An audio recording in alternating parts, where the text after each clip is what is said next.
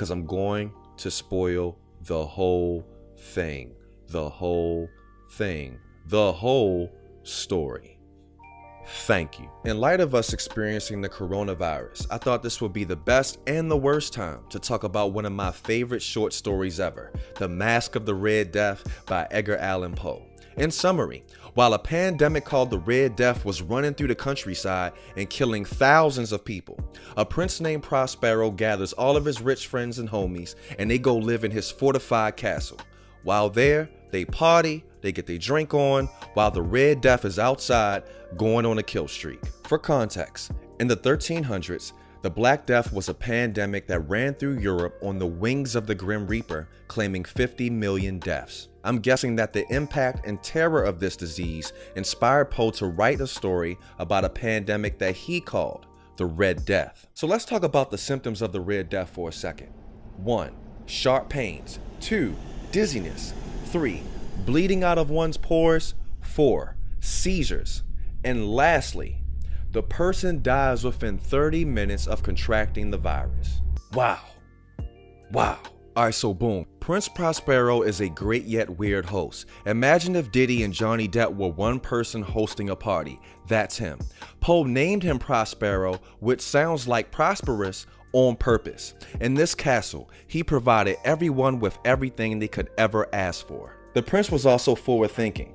Knowing that they would be bored to death for months if he didn't supply some entertainment, he made sure that poets, dancers, musicians, and comedians were all in the hideout with them. All in all, he created an atmosphere that made his friends almost forget about the horrors beyond the wall. So after 6 months, Prospero is not satisfied. He's like, yo, I know we've been getting drunk, we've been getting high, we've been gambling, we've been doing this and that, but this is about to be the biggest quarantine party ever. So we gave them all masks to wear and curated and designed 7 rooms for them to party in. Each of these rooms has its own mood.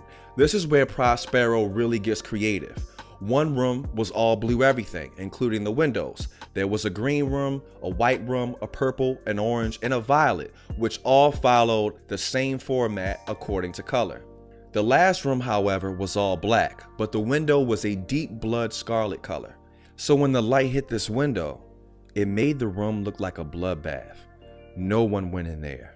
Also, there was a large black clock in this room that chimed every hour with a loud noise, so loud that the band would stop playing, everyone would stop dancing, everyone would stop drinking, and they would sit still. In that moment in time, people were reminded of the reason why they were there in the first place. Then they would go back to partying. As you would guess, this clock represents how much time they have left. Its chimes remind them that death is coming. So at midnight, a random, tall figure wearing a bloody red coat with the face of death appeared. Nobody knew this dude. He ain't had no ID. He didn't know nobody at the party. Nobody knew him. He just appeared and scared the shit out of everybody. Everybody was stuck. Prospero, out of anger, commands the guards to arrest him. Everybody stood still. The prince grabbed a dagger and charged toward the figure. The figure turned around and raised his hand towards the prince. The prince dropped dead instantly. Everyone in the party charges the figure to tackle him. However, there's nothing to tackle. The figure's mask and cloak drop to the floor, and so does everyone in the castle. The Red Death killed everyone. I forgot to mention it earlier, but all of these rooms are connected. Each room is said to represent each stage of life, from infancy to old age, and then finally death. If you were to think about it linearly, you could walk in a straight line from birth to death and reverse from death to birth. Before the prince is killed by the Red Death walks from the first room to the last room, and the prince follows him, symbolizing the journey of birth to death. The prince dies in the black room, or the death room. So, themes in this story. The biggest theme that we encounter in this story is control. You can't knock the prince for wanting to control the situation as best he could. If we were as wealthy as him, we would empty our bank accounts trying to build a virus-free bunker with all the supplies we could. Now, I personally wouldn't be inviting that many people to my shelter, but I save as many as I could within reason. Even now, we are trying our best to keep the coronavirus at bay by staying home, washing hands, social distancing, Uber Eats, DoorDash, PlayStation, Xbox, YouTube. So on the surface level, this story is about a crazy pandemic that is killing off half the country in a gruesome fashion. It even takes the lives of the wealthy who feel that an iron wall and their money can save them. Another level would be fate and how we try to delay the inevitable. Lastly, this story is about enjoying life while you have it.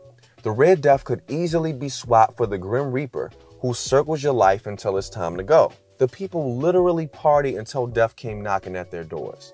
On a positive note, my voiceover coach talked about respecting the coronavirus, the people who have it, and the people who have lost their lives, but also not allowing it to paralyze you. Of course, wash your hands, social distance, and stay home. Even though our lives have been altered, try your best to work towards your end results while obeying the law. Also, don't feel ashamed to take naps and take time out for introspection and meditation. Know that you are not just what you produce. God bless.